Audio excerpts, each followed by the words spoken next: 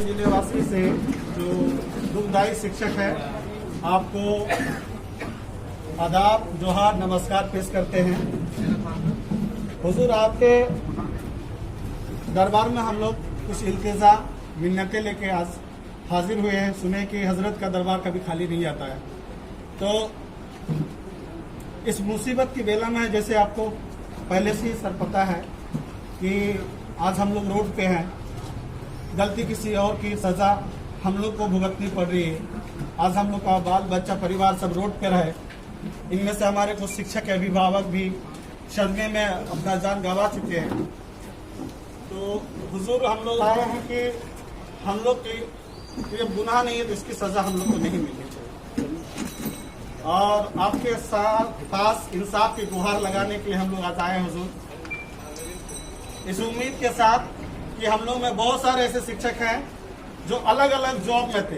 कोई केंद्र सरकार में थे, कोई रेलवे में थे, कोई मेडिसिन में थे, कोई आर्मी में थे, कोई डिफेंस में थे, कोई इवन की प्राइमरी टीचर थे जो 5 साल 7 साल 2 साल नौकरी छोड़ के हुजूर इसको इस उम्मीद से इस नौकरी को ज्वाइन किए थे कि अपना होम डिस्ट्रिक्ट है, अपना लोकल में रहेंगे, माँ बाप की सेवा करेंगे, इसी उम्मीद से आए थे। आज वो लोग वो नौकरी से भी हाथ गंवा चुके हैं और ये नौकरी से भी ये जाने की स्थिति है। हुजूर, बहुत सारे लोग इस उम्मीद से, किसी का घर नहीं था, लोन लेके अपना घर बना लिए हैं, आज लोन चुकाने का उनका ये नहीं है, नोटिस, उसका बैंक अकाउंट फ्रीज हो गया, जो भी है वो हुजूर ये। तो हुजूर, बस आपसे एक मिन्नतें थी, दरखास्त थी, इल्तिजा थी हुजूर, कि कल हम लोगों ने सुप्रीम कोर्ट में एक फाइल की है। मैं ये कहता हूं कि हम लोग वादी हैं, आप प्रतिवादी के रूप में वहां मत जाइए, आप वादी के रूप में जाइए, हमारे सपोर्ट में आप आइए, ये दरखास्त करते हैं। और हम लोगों को जैसी स्थिति है, यथा स्थिति, हम लोग को रोजी रोटी हुजूर, बस उसके लिए आप जो भी कानूनी जो हो उसको करके आप हम लोग को रोजी रोटी दिलाने का कष्ट करेंगे हुजूर। एक आपके हाथ में पावर है हुजूर कि 142 के तहत आप मर्सी पिटीशन में जा सकते हैं हुजूर।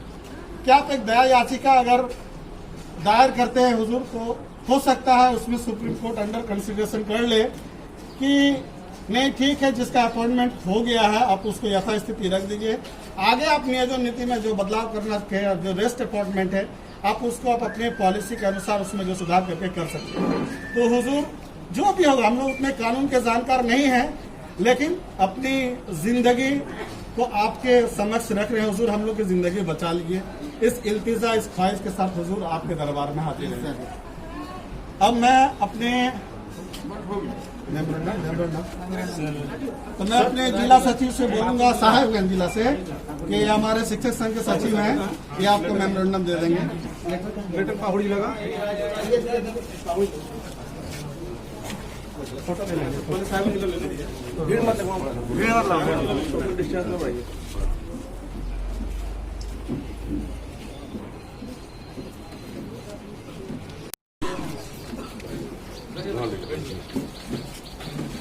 जब विधानसभा सत्र चल ही रहा था, उसी दिन आठवार लगाया, और संसदीय मंत्री होने के नाते थोड़ा बहुत हमको जानकारी रखना पड़ता है कि जवाब हमको ही देना पड़ता है, मीडिया पक्ष की। तो जानकारी जो हम लोग लिए थे उसमें एडवर्टाइजमेंट जो हुआ था 13 जिला का, उसमें हमारा पाकुड़ साहिबगंज जो मेरा एडवर्टाइजमेंट में वो 100% आरक्षण उस जिला को दिया। इसी बात पर नाम हम नहीं हुआ, सोनी कुमारी का अपील की थी, उसी पर ये पॉइंट कर दिया और कहा कि ये जो कहानी है अवैध, जो संविधान का अनुच्छेद 18 के तहत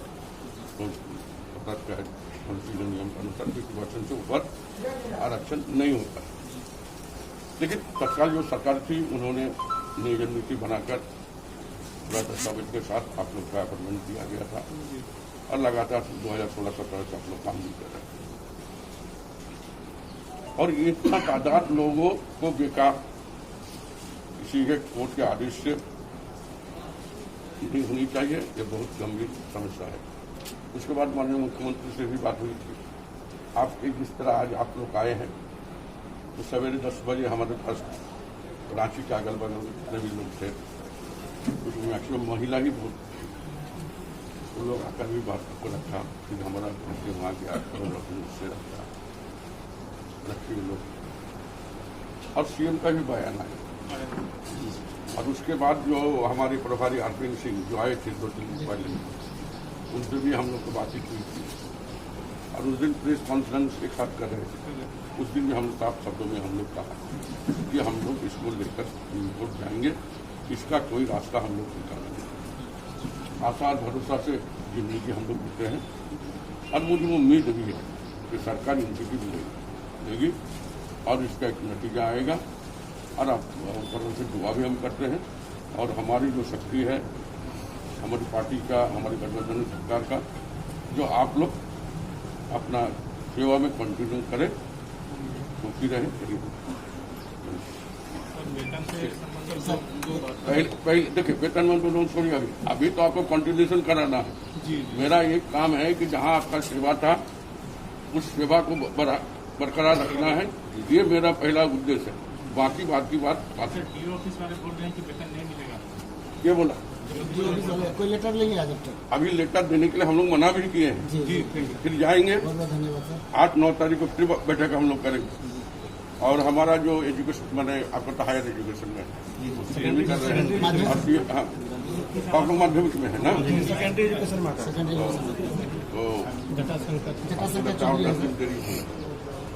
और हम लोग ऐसा ही 7 तारीख की मीटिंग की में सब अनुबंधन पर आप लोग के पास ये सब मीटिंग है। सर, सरकार स्कूल जा रही है सर, तो वहाँ पे हम लोग चाह रहे हैं आप लोग 142 के तहत जिस सरयू राजी ने ट्वीट किया था सर, संवेदना के आधार पर देखिए हमारा ही पार्टी का बड़ा रहेगा और कार्यक्रम करेगा। जैसे हम लोग का ऑल ओवर इंडिया लेवल का बड़े बड़े विद्वान और महाविद्यालय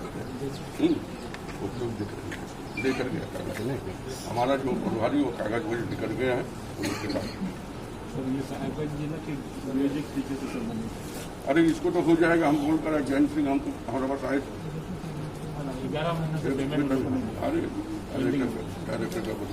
हम किए सर। जो डीओ ऑफिस में बोला जा रहा है सर वेतन के लिए, तो अभी तो सर कोई आदेश नहीं आया, तो फिर अभी देने में विलम्ब क्यों कर रहा है?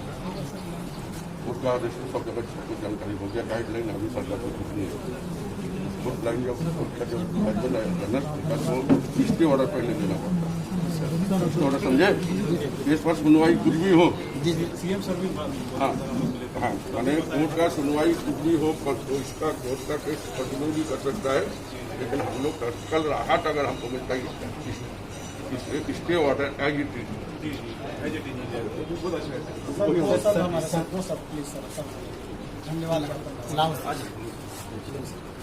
आज साहेबगंज और पाकुड़ जिला के शिक्षक आपके दरबार में आए हैं, और आपके आशीष वचन और आपने जो हम लोग को सांत्वना दी है उससे हम लोग थोड़ा सा शांत है, और हम उम्मीद करते हैं कि सरकार जो है सुप्रीम कोर्ट जाकर पूरी तत्परता से अभ्यर्थियों की बात को रखेगी, और साथ ही साथ हर संभव प्रयास करेगी कि जितने लोगों का नौकरी है वो बचा रहे, यथावत रहे, और इनके साथ इनके परिवार और हर कोई अपने आप को सुरक्षित समझे। और ये कल्याणकारी राज्य है, मैं समझता हूँ ये कल्याणकारी सरकार है। कभी भी हम अभ्यर्थियों के विपक्ष में डिसीजन नहीं लेगी, हम लोग के साथ हमेशा सदा रहेगी। और इसी के साथ हम बहुत बहुत आपको धन्यवाद देते हैं इतना अच्छा और इतना बढ़िया सांत्वना देने के लिए। Thank you sir.